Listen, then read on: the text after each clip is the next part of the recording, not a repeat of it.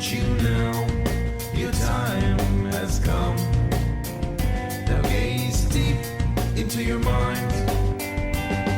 Well, some people are unkind, and I'm not really sure, I wonder why. They go to Lincoln Park to drink beer, to drink beer, to drink beer, to drink beer, to drink beer. Hey everyone, welcome to the Full Pint Podcast. This is a show where we talk about current trends and topics in the world of beer with some of the most famous, influential members of the beer industry. I'm your host, Danny Fullpint, co-founder of thefullpint.com. Today we are joined by Rick Lyke, founder of Pints for Prostates and the Denver Rare Beer Tasting.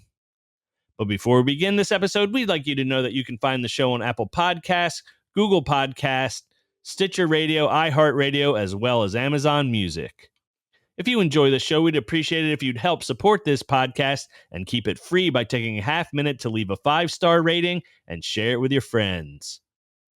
Follow us on social media platforms at The Full Pint. Now, let's welcome to the show, founder of Pints for Prostates and the Denver Rare Beer Tasting, Rick Lyke. How's it going, Rick? I'm doing great, Danny. How are you? Excellent. I'm glad. I think this is long overdue having you on the show. Obviously, we were much more in written form years ago when we were in the thick of things. Now we're more of a, we were shifting with the as the media shifts, so are we. So, audio podcast now, also a video one. So for those listening right now, you can find us on YouTube right now. Make sure you hit the subscribe button, blah, blah, blah. Anyway, so it's great to see you. Great to catch up with you. And you came back onto my radar. We have almost 20 years of beer events and happenings and culture, and it's all been a whirlwind for these past 20 years. And one day I was scrolling on Facebook like I do in the morning, and I caught wind that you are winding down the Denver Rare Beer Tasting. So we'll get into that. But before we do, wanted to let all the listeners know that in front of the Denver Rare Beer Tasting, which I think you're famous for, it was for a charity that you founded called Pints for Prostates. Yeah, Pints for Prostates is my way of paying it forward.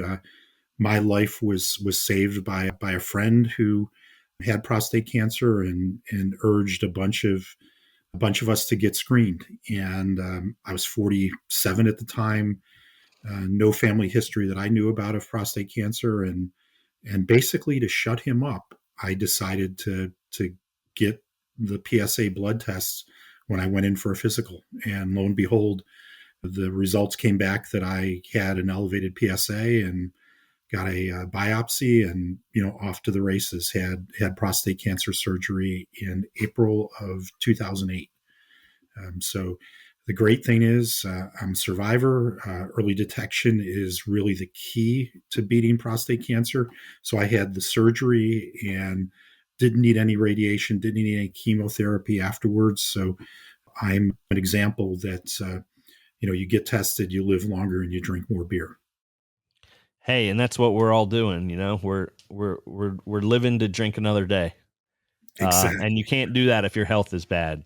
So, with this awareness foundation campaign, you began running this amazing beer festival that coincided with all the festivities at the Great American Beer Festival in Denver, known as the Rare Beer Tasting.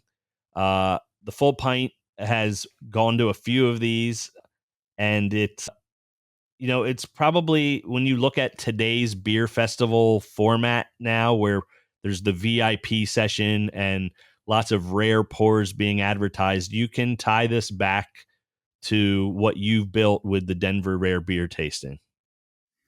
Oh, Danny, that's nice of you to say. I mean, when we kind of created this idea as almost it was a gentleman's bet between myself and Daniel Bradford, who was the publisher of All About Beer at the time.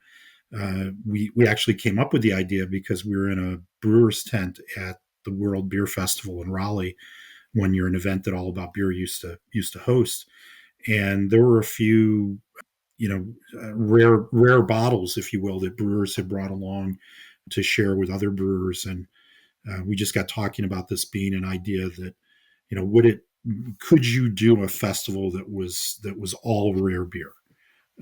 And uh, there was discussions both ways. I felt like there was a pent up demand among real hardcore beer fans to always get that new experience, something that they could brag about to their friends, that they had this and their friends hadn't. And it was really, we were lucky when we timed it, because it was right on the cusp of just before sort of the beer rating sites had come along. They were just in their infancy. In 2009 there weren't really a lot of people trading whales or lining up for bottle releases. It was just at the start of that. There were a few going on, but not many, and it grabbed the imagination of people going to Denver for a Great American Beer Festival. Now, if for those who have not gone to the Great American Beer Festival, there's hundreds and hundreds of breweries, and it's like laid out like a supermarket.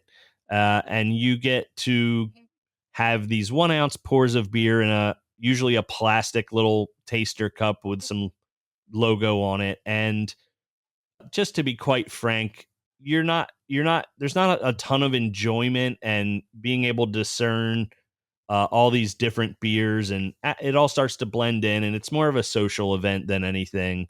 You're really not, you can hope that you get to catch an awesome beer, but you'll probably 8 out of 10 beers you have are going to just blend in with each other. And what I thought was amazing as a younger beer drinker at the time, not that young, but you know what I mean, being able before the session, the Thursday session, or was it the Friday session? Traditionally it was Friday, but we Friday. switched to Thursday last year, so we're Right. on Thursdays. Yeah. Right. And so being able to sample and savor some really special and oftentimes strong beers was seemingly to me a much better experience for the beer enthusiast versus the fest goer or the party animal who just wanted to walk around with the pretzel necklace and see how many beers they could tick in 2 hours or something. So that was a very special experience for me. You know, so with that said, we mentioned at the beginning of the show, you're winding this down. What's going on? Well, all good things come to an end, right? And we've looked at a number of trends happening out there. There's no one reason why the Denver Rare Beer Tasting is going away. There's several factors. They range from the fact that the ticket buyer for events these days tends to be a last minute ticket purchaser. And so these events, like ours, are very labor intensive. They're expensive events to put on, and so if you're waiting until the last 7 to 10 days to know, are we going to have a good sized crowd there? That's a little nerve wracking. So that said, our ticket sales this year are 6 weeks to 7 weeks ahead of where we've been the last 2 years. So, last year we sold out on the night before the event. I went to bed thinking there were a few tickets left that would sell in the morning. When I woke up, those had sold. I don't think we're going to have that situation this year because we're way ahead of where we were sales wise last year. But that last minute sales trend is one factor. Another factor is when we started this in 2009. Access to these beers was more difficult to these types of beers. We still have beers that you can't get anywhere else or you can never get again. Brewers will bring 10-year-old vintages of a special beer. They'll bring anniversary beers that were only sold at their brew pub, or we've had folks bring beers that were specially brewed on their pilot system for like the brewery Christmas party, and nobody outside of the brewery family has had them. So we still get those types of beers, but for the beer fan out there, thanks to the full pint and other things, that awareness has gone up, and you have folks who can access special barrel aged beers, special styles that used to be pretty rare, they can get them at local breweries. So that adventuresome beer drinker who wants something different, they probably have access to several things in their hometowns now. So that stretches stretches the time period in between when they might go to Denver for GABF.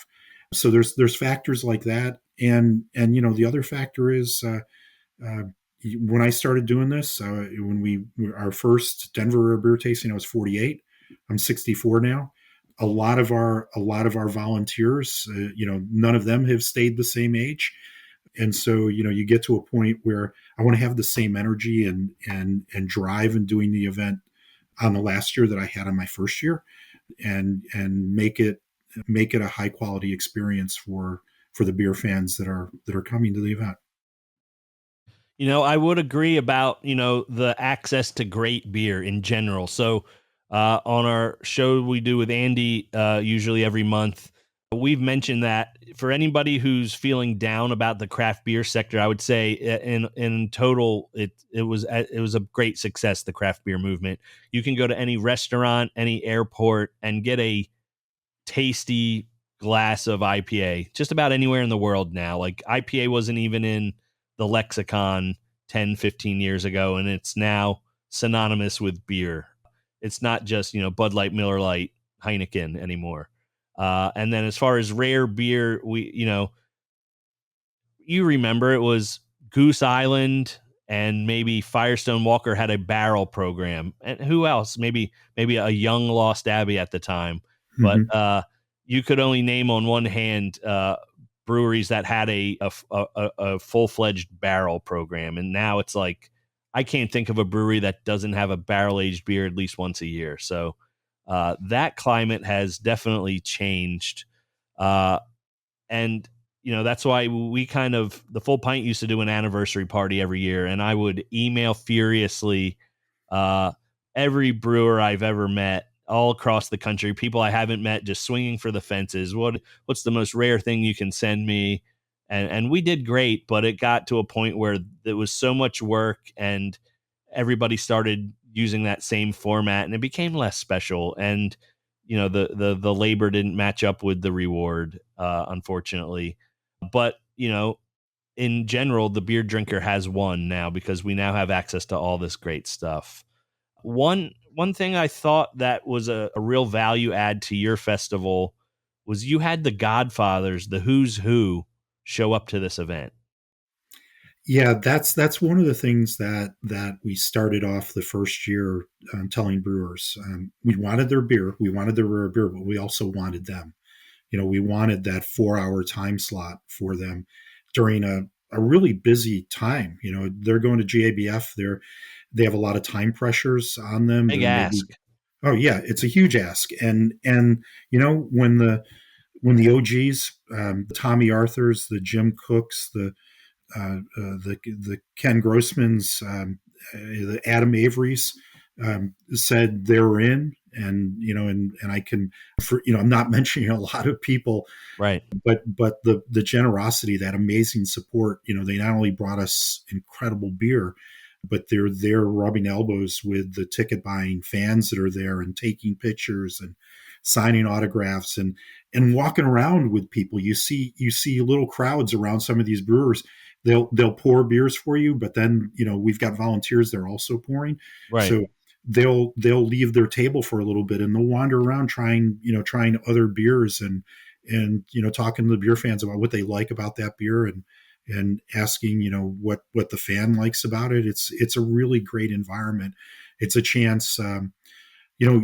People, that old comment about you never want to meet your heroes, you never want to meet that that ball player that Right. because they're probably going to be Nasty or less than, something. yeah, Yeah. they're not going to be exactly what you wanted.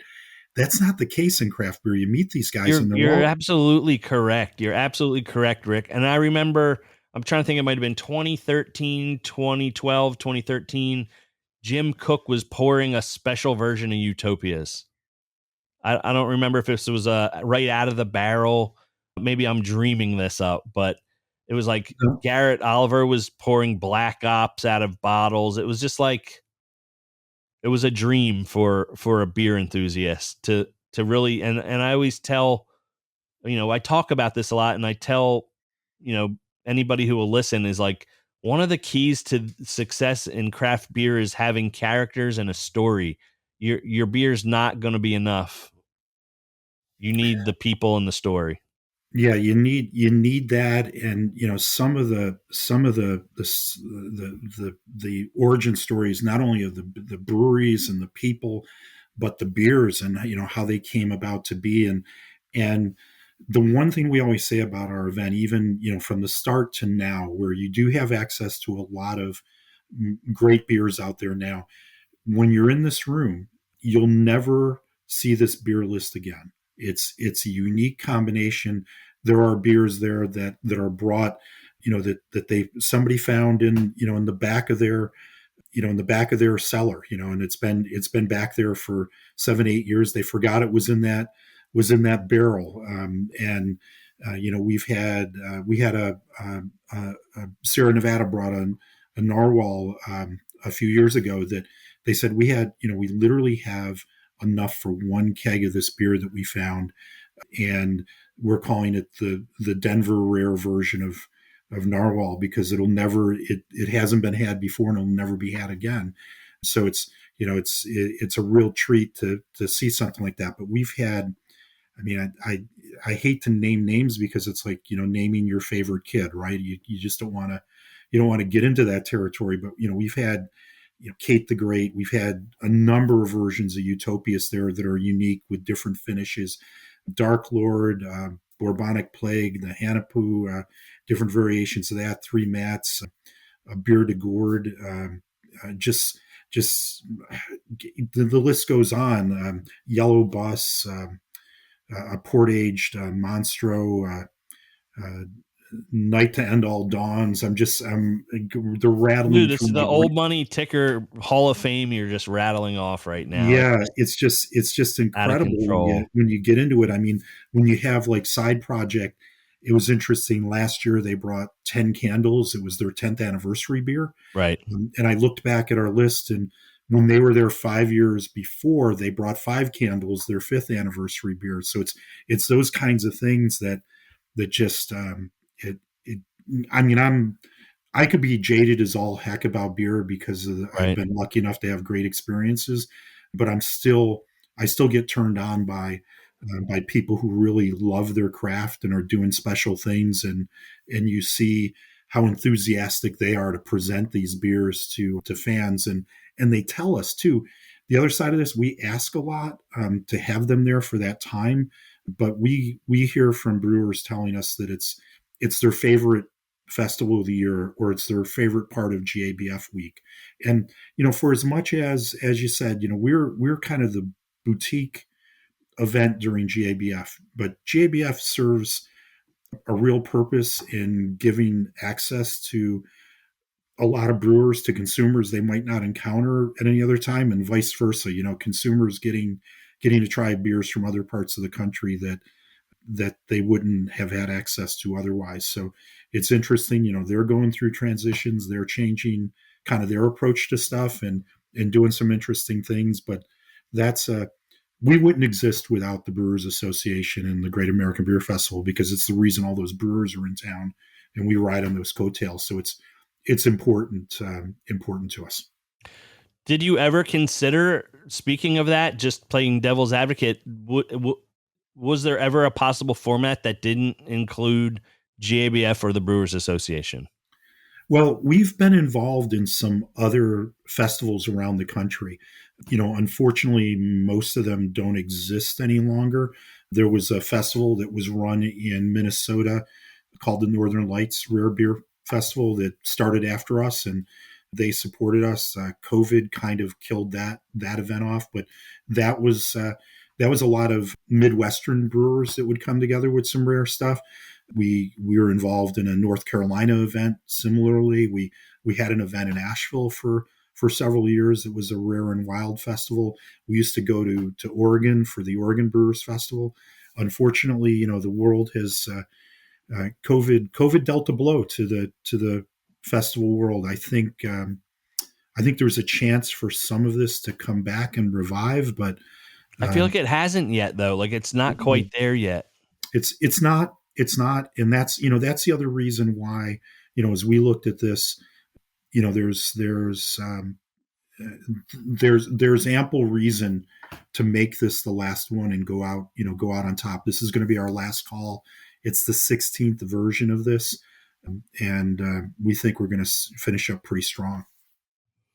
Well, I mean, you guys just really, I would say, you're the leader in that space. And so I would rather want to go out on top as well.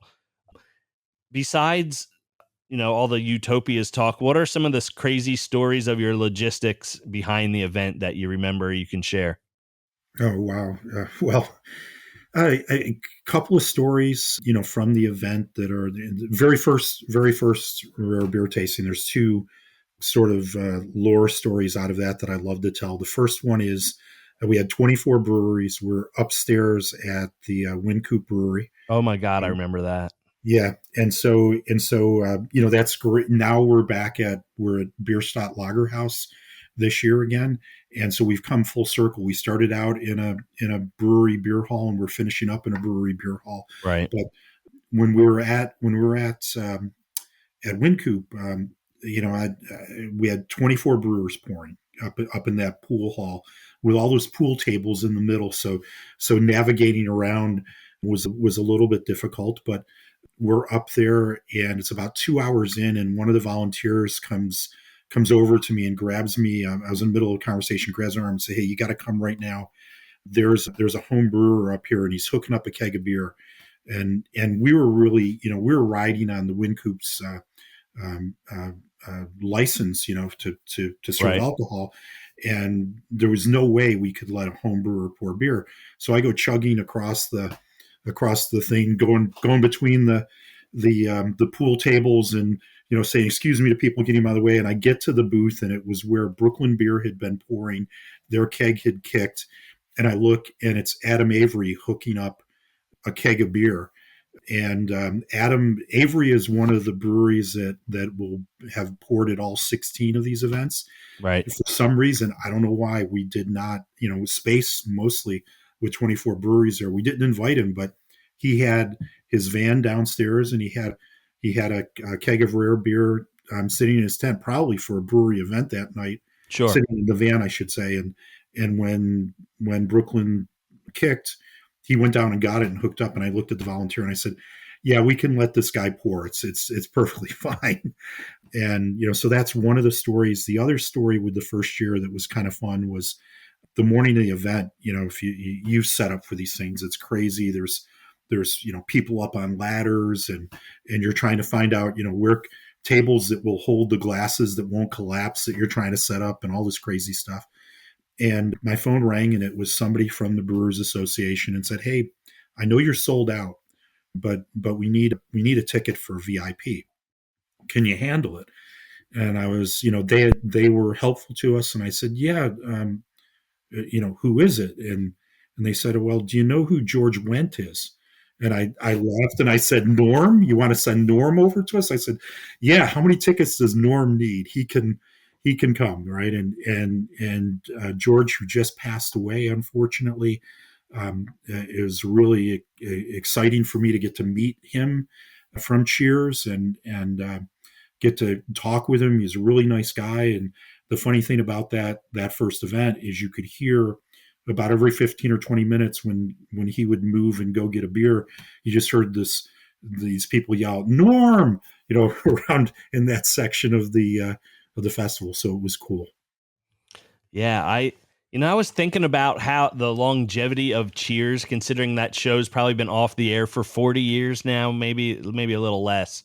But I think that tie into beer probably helped its legacy and its legendary status. Yeah, it sure did. All right, folks, let's talk about Mind Haze, Firestone Walker's lineup of hazy IPAs that doesn't just blur the lines between reality and beer, they straight up obliterate it. You've got the OG Mind Haze IPA, juicy, tropical, and smooth enough to make you think, maybe I do love hazy IPA. Then there's Mind Haze Brain Melter, an imperial hazy IPA that comes in at a brain-bending 9% ABV. because sometimes sessionable just isn't in the cards. And if you're feeling particularly unhinged, Mind Haze Cosmic Crusher is here to push the limits of human understanding, or at least your tolerance for an absurdly juicy 10% IPA. What's funny about Melter and Cosmic Crusher, they don't drink like strong beer, which is good and bad. And then there's Mind Haze Rage Turbo Radler, a hazy beer meets lemonade hybrid that exists purely to confuse beer purists and refresh the rest of us. It's big flavor, low bitterness, and exactly what you want after pretending to be productive all day. Mind Haze, beer enlightenment, no meditation required. But seriously, folks, if you haven't tried these yet, what are you even doing? So, sometimes I pop into these beer groups on Facebook, or even, the Barley Wine is Life group, and it makes me feel kind of out of touch because there's all these new breweries making these special beers that I've never tried. Was there a point in the last few years where you felt like maybe you didn't have your finger on the pulse of whatever the cutting edge rare stuff was, or did it not matter, or did you keep up with it?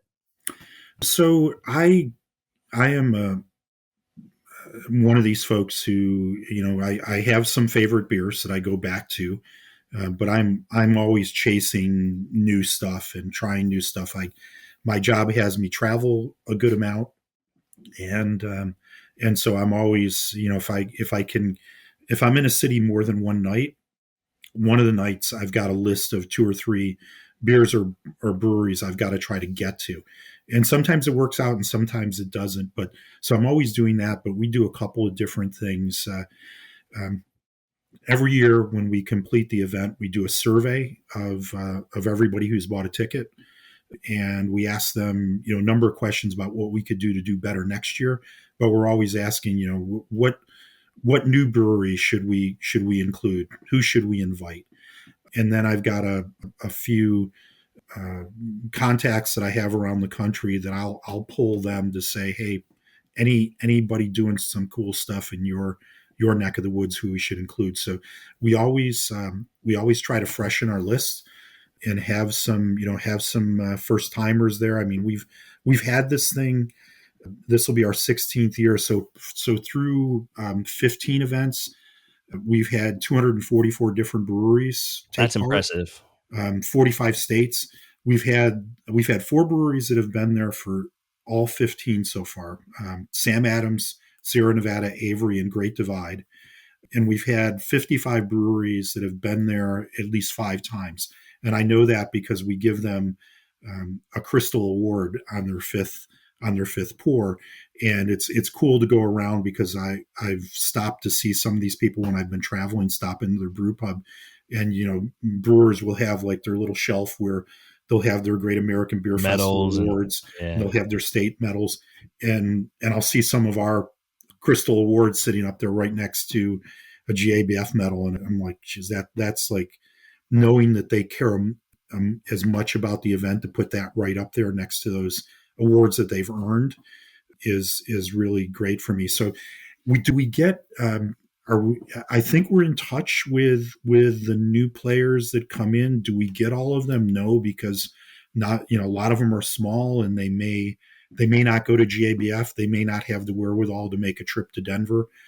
And so we don't get everybody we ask for, but every year when we get our list set, I'll get 2 or 3 or 4 phone calls from folks who have really good beer who will say, hey, I'm going to be in Denver. Can you make room for me? And once in a while we can, but often space-wise we can't. So we put them on the list for next year. Is there anybody that you were trying to land that it just didn't work out?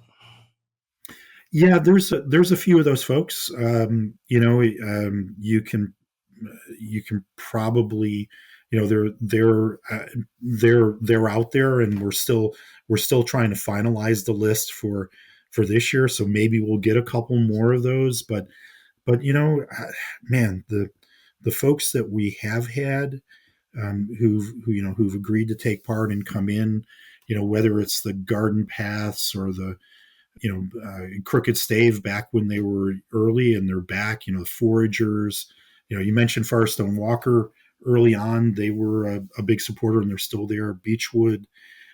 Trying to think of like sort of the off ones that people, you know, other half, just folks that that make really good beer, have really good reputations, and again, they're pulling stuff out that what I've had brewers ask me to define for them what's rare, right? Because it's a Right. moving target. What Right. is It is. yeah, what's rare, and my one answer to them is that if I was a regular at your place, if you saw me there, couple times a month, whatever you define as a regular in your place, and once a week, whatever that is. If I came in and saw that up on the chalkboard, if I went, whoa, I need that right now, that's rare. That's something. If it even impresses your regulars, then that fits the bill. And it's funny, we get our guests. It may run a little bit different this year because we're getting a lot of Colorado response early for ticket buying, but our normally about 30% of our guests are from Colorado. The other 70%, we always have people from about 40 different states in the room. Our high one year, we had people from 7 different countries in the Wow. room. Kind of incredible. And so the one thing we see on the survey from the 30% Colorado contingent is, gee, I wish, why do you invite Colorado breweries to this? Because, those beers aren't rare to me because I can get them. And I'm like, really, you can get all these beers like readily, like at your local bottle shop or something. But what I say to them is, hey, for the 70% of guests who are coming in from out of state, we're introducing them to people like Westbound and Down and Comrade and others that, Burns family. Unfortunately, they've closed down, but other breweries like that, Woods Boss, people that, if you're not from Colorado, you're not familiar with them. So rare is kind of in the eye of the beer holder, right? Exactly. Exactly. And also a brewery that I'm excited about in the Colorado state of Colorado would be Cohesion, making some great lagers that I've tried at other festivals. And then having it at Bierstadt seems like it's natural that someone would want to post up and just start draining lager while they're at your festival. Yeah, we at Cohesion poured last year. I'm a big fan of what they do with both Czech and German style. Bierstadt is brings some really great interesting stuff, and we try to balance. Brewers get to pick what they're bringing, but through the invitation process, by focusing on who makes really great lagers or who might make a great saison or Grodzitsky, we try to make sure that for every 28% Utopias, we've got some 3, 4, 5% beers there, so people can kind of balance their day out and still taste some really really terrific beer. That's smart. Now, you mentioned you have some lifers in there, and I do some Monday morning quarterbacking with Firestone Walker, their festival, and it's only out of love. It's for the love of beer, not because I have a stake in it. But I'll give them a little my little notepad and say, I saw nobody was in line for Sierra Nevada. Maybe are they taking up space for a more exciting brewery? And Matt Brenelson said it's like telling your uncle he's not invited to Thanksgiving. You're not going to do that. So it's like, I know that there's probably some years where, they're great friends with you. They have world-class beer, and yet maybe this audience isn't really drawn to that. It's interesting. I would say some of the folks who've been there every year, if they think that Sierra Nevada or Sam Adams or Avery or Great Divide are not bringing worthy beers, come along with me this year. We'll taste those 4 right in a row, and your socks will be blown off because when there's a special blend of Utopias there, or there's a trip in the woods type beer from Sierra Nevada that's that's on a special barrel, and it's a one timer that they're going to make once and it's not going to come back. They bring the heat. I'm always interested though to see where the lines form and who anoints certain breweries this year. That's the place to get in line.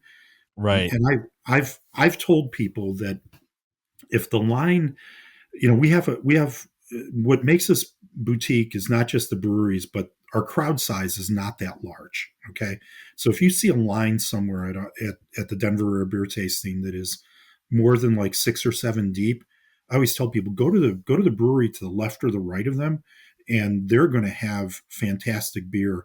And then look at the line; it's probably gone down. You can get in. You don't have to wait in a line.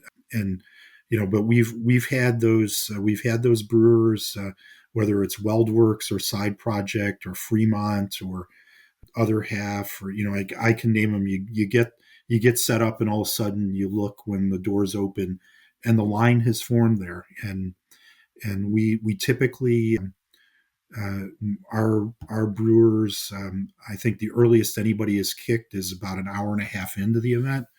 So it's not like you have to be in first in line or they're going to be out of something. Um, and it's just there are some exquisite beers there. If it's something you have to have, then yeah, go stand in that line. But you shouldn't make a habit of going to lines all afternoon because they're not necessary. There's great beer all around you. Right. Now, you did mention Other Half, and I want to say episode 200 of the Full Pint podcast, I interviewed Sam Richardson, the figurehead, we'll call him, owner of Other Half. And I asked him a question that really threw him off guard. I said, Sam, what do you want your legacy to be Hmm. in craft beer history? And, I mentioned, people like Jim Cook and Sam Calagione and Vinny and so on. I said, is that something you aspire to be? And he was just caught off guard. He hadn't even thought of him being part of beer history. And I think he's so dedicated to building this brand, building this company. He didn't take a minute to stop and smell the roses that maybe he had some influence in the beer industry. And I've kind of noticed there I'm maybe I need to have my pulse better on things, but I feel like I'm not seeing the new crop of superstars, the new crop of characters larger than life. Do you think it's happening now? Are there some people that are coming up the ranks to carry the torch for the next generation, or are we going to still be talking about Sam for another 30 years? Well, here's Sam the thing. Calagione. Yeah, yeah. Here's the thing. Like Sam started doing this. He was a young man, right? He's going to have probably by the time he's done 40 plus 50 years in the industry. He started that young and started with great liquid to build that kind of heritage when there were only maybe a few hundred breweries in the country, right? We're well past that. So it's probably harder for some of these folks to have the same kind of impact today as as Vinny at Russian River, or Sam at Dogfish, or the Grossmans at Sierra Nevada had. But I look at some breweries that are out there that I think are doing things that really deserve some attention be paid to them. We've mentioned a couple of them, a few of them already here, but Schilling up in New Hampshire, One of my Noda, favorite breweries. Oh my yeah, God. yeah, Noda here in North Carolina, Ozark in the Ark in Arkansas. Again, I can go on with folks like that. Do they have the same force of personality, or kind of like, the word you use, figurehead, that's out there, that's instantly identifiable, that they're the founder, the owner, the brewer, the guy who goes and pours at every festival because there's no staff to do it. They probably aren't that, but some of these places, I feel confident that the great thing about craft beer is that there's these legacy brands that are strong and I think are going to stay strong. But then there's some new people that are coming through that I think will build brands. It's interesting. A lot of folks, that sold their breweries and cashed out because it was decent money, and from a succession planning, there wasn't like a number two that was going to step in and take it.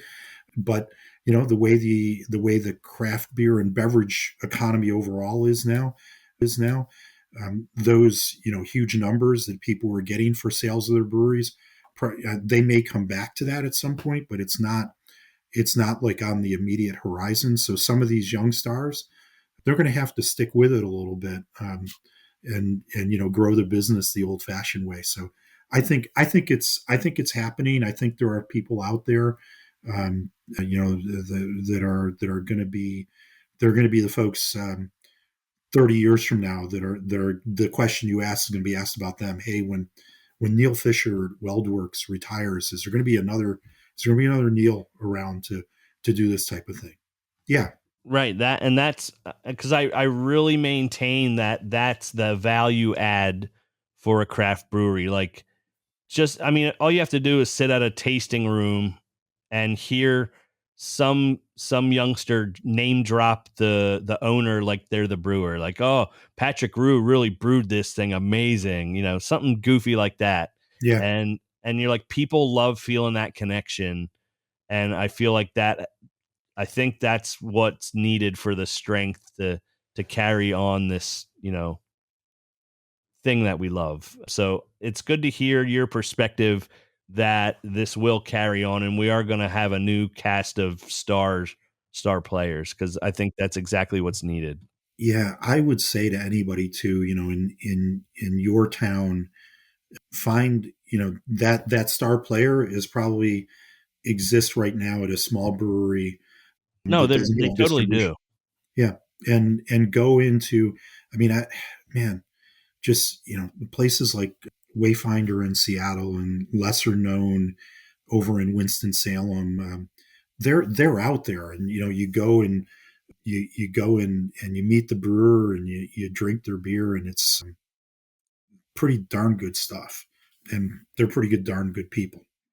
So I don't know how often you get to Southern California. We have breweries called Highland Park Beer and Green Cheek Beer, and they both have figureheads that are just endearing, like lovable people. I just think that because their beer only shows up at festivals, maybe they're not getting the play that, say, like a young ambitious Sam gets, who's showing up on the local news in whatever town he's trying to expand to, and capturing imagination. Yeah, it's hard because there are great ones out there that we haven't encountered, that haven't had the media light shined on them. We've always felt like we've brought some people forward who weren't known outside of their area, maybe before they came and poured at the Denver beer tasting, and we know from the conversations that we've spawned a number of great collaboration beers because people have been located at tables together. We try to combine um, beers that are of a similar style in the same section of the event. So if somebody's really into lagers, or if they're in the barrel aged stouts or IPAs, their stations for pouring are close to one another, so they'll try each other's beers, and sometimes we get a collaboration that happens because of that, between one of the old school guys and a new brewer, and that's cool to see. Yep. It's nice that, things are still evolving, and there's a lot of, if you read online, there's a lot of doom and gloom and people are going, oh, there's the bubble burst, but I don't think so. I just think certain little caveats of this culture have changed, but by and large, people are enjoying great beer, and people, whether they're buying bread or coffee, they like to feel like they're part of it, or they like to know where it comes from. Yeah, It's and important. I would say too, the fact that we've been experiencing brewery closures. A lot of good brewers have faced these rough times. Some of them have gone out of business. Some really good breweries have sold or have gone out of business. But the one thing is, it's really competitive now, and you have to bring a high quality product to market. When this whole craft beer world started in the early to mid '80s, and there were beers out, I can remember going to some places even into the in the 1990s and things, where the beer wasn't that good, and the tap room was crowded, and people were yearning for local beer. And now, if you're not making a good product, you're not going to be in business very long, because the consumer knows a good beer when they taste it. And so that's one of the aspects here, as the industry has matured, that I think is great. It's not that you won't run into a bad beer occasionally, or somebody won't have some kind of infection in their system that hits them. That's the nature of things. But Living for the beer, most yeah. yeah, but for the most part, you can get great beer locally, and that's great. And when we look at the brewers that we try to bring in, I will tell you, one of the folks that you mentioned from Southern California, we've invited in the past, and they're one of the ones that they don't come to Denver, so they're not going to be there. But we've had folks. I mentioned Schilling is going to be there this year.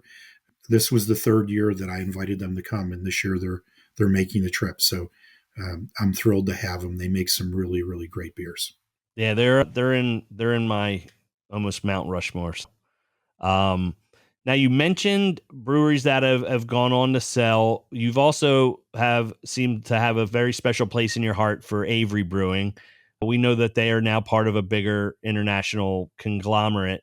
Has there been any kind of awkward situations where one of these legacy breweries have sold, and maybe you've thought, okay, they probably don't fit into this program, or they do fit into the program and their new overlords are like, we don't have time for this rare beer shit? We haven't had that happen. Um, we've had we've had a few brewers who were pouring at our event originally, who were required by big guys who we don't invite any longer. It's kind of funny. I guess we could be accused of being hypocrites, because there are some that we still invite, and there are some that we don't. But I look at each of these situations as individual cases, and I guess my barometer on this is, I look at it, and if the main goal of the acquirer is to use those brands to put craft brewers out of business, I will politely say, yeah, we're probably not going to invite them back.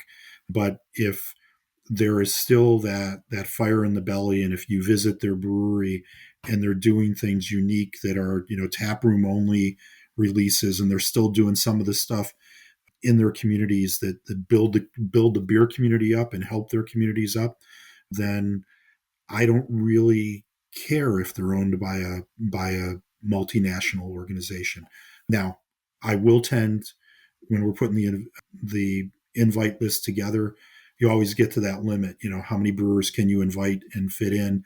And if it's a judgment call between somebody who is an up and comer that's an independent brewer versus somebody who's part of a larger organization, I'm going to go with the smaller guy.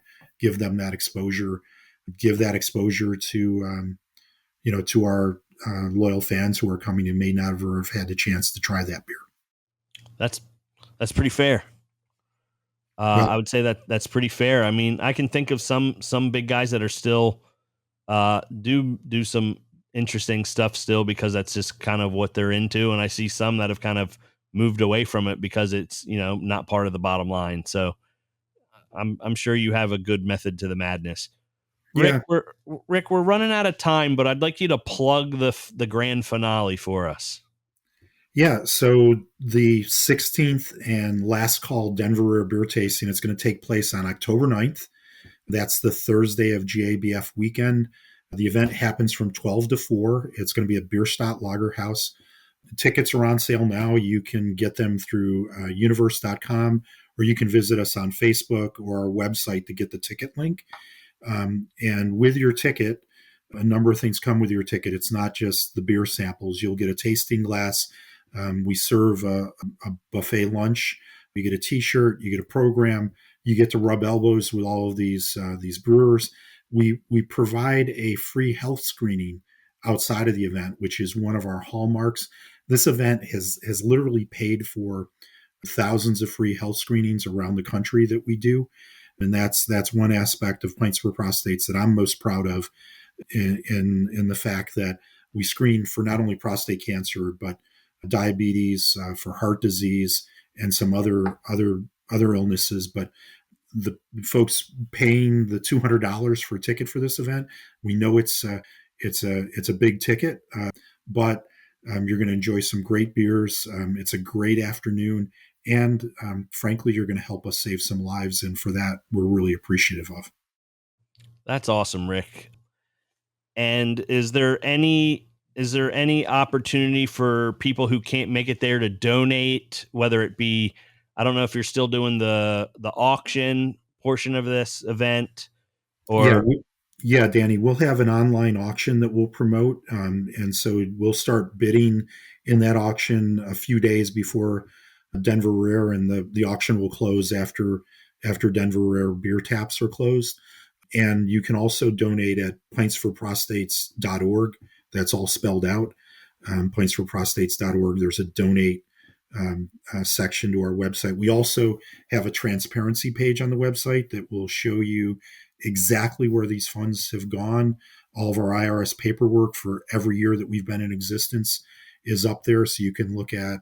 We're real sticklers about wanting to be efficient and put the money towards fighting prostate cancer. That's fantastic. I will put the links in the show notes, both video and audio, so people can click, get their tickets, learn more about your organization, and have a little bit of FOMO if they can't make it. Well, we hope to see them there. This is your last chance for what we call an afternoon of beer passion. I love it, Rick. Hey, thanks for joining us, my friend.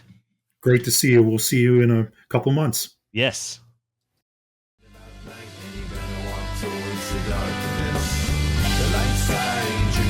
Life, and you're gonna walk into the lights.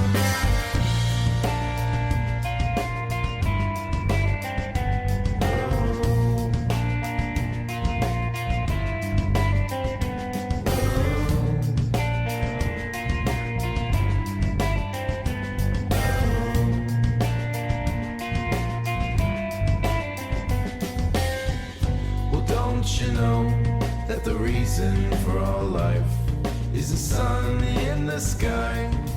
I gotta stop wondering why. I had some stress, but it's gone. Didn't know what was wrong. Not really sure what we have to hide. Have to explain the need to get by. 'Cause everyone dies. The dark side, you're thinking about light, and you're gonna walk towards the darkness. The light side, you're dreaming about life, and you're gonna walk into the light. The dark side, you're thinking about light, and you're gonna walk towards the darkness. The light side, you're dreaming about light, and you're gonna walk into the light on earth.